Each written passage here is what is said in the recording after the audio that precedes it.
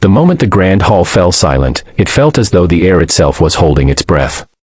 Chandeliers glowed softly above polished marble floors, and rows of guests sat frozen, waiting for a choice that everyone believed was already decided. This was not just a meeting of status and tradition, it was a moment that would quietly change lives forever. At the center of it all stood a man of power and a family desperate to secure its future, unaware that the simplest act of honesty was about to disrupt everything they thought they knew. Before we go further, if you believe in kindness, second chances, and stories that remind us that true worth goes deeper than appearances, please take a moment to like this video, share it with someone who needs hope, and subscribe to Kindness Corner.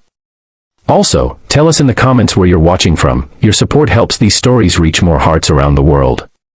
The Duke, named Alaric Hawthorne, was known across the region not only for his wealth but for his quiet principles. He had inherited a vast estate, generations old, along with a reputation for fairness that felt rare in elite circles.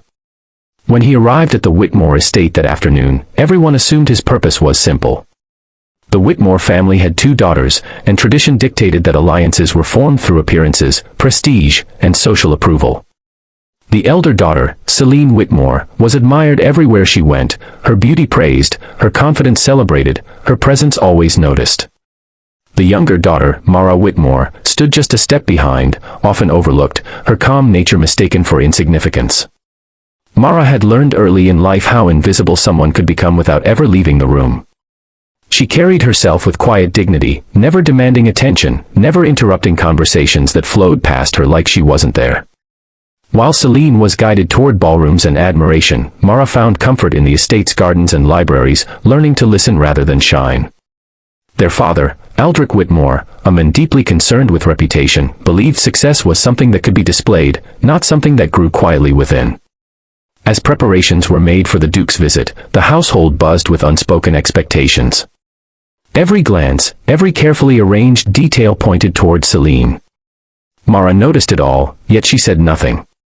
Years of being sidelined had taught her that silence was safer than hope. She did not resent her sister, but she understood her place, or so she believed.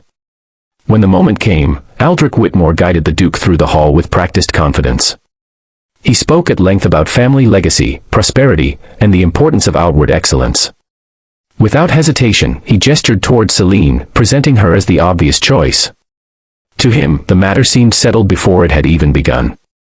But Alaric Hawthorne was not listening to what was being offered, he was observing what was being revealed.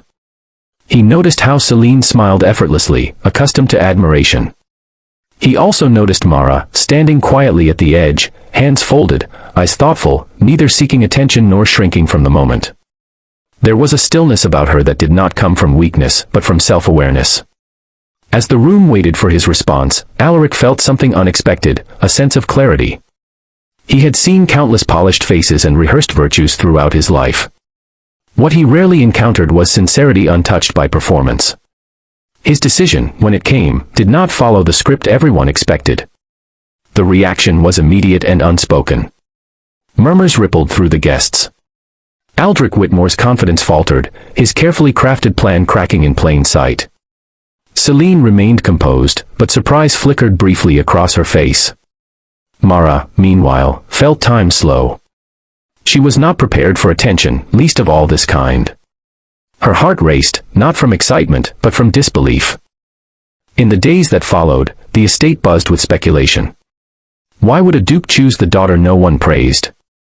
Why turn away from perfection as others defined it? Some whispered theories, others doubted the decision entirely. Mara felt the weight of judgment pressing on her from all sides, yet something within her remained steady. For the first time, she was not being chosen despite who she was, but because of it.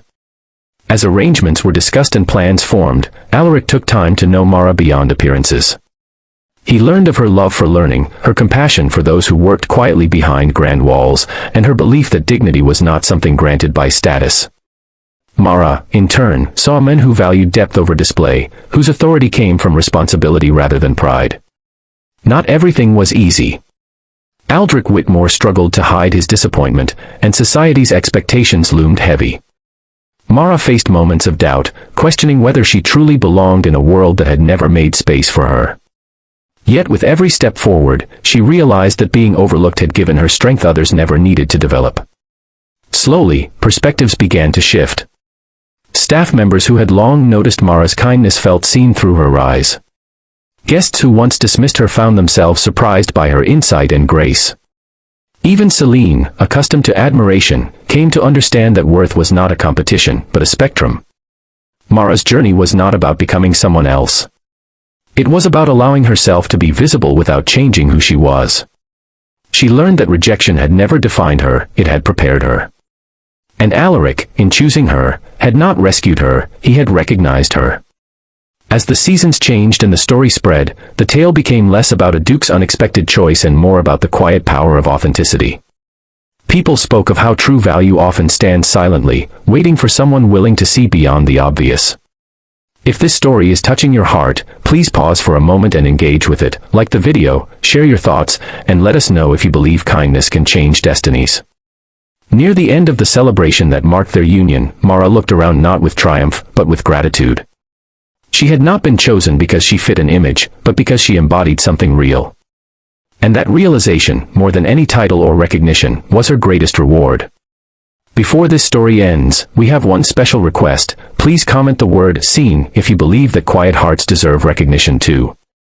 Because sometimes, the most powerful choice is not the one everyone expects, but the one that finally sees the person who was always there.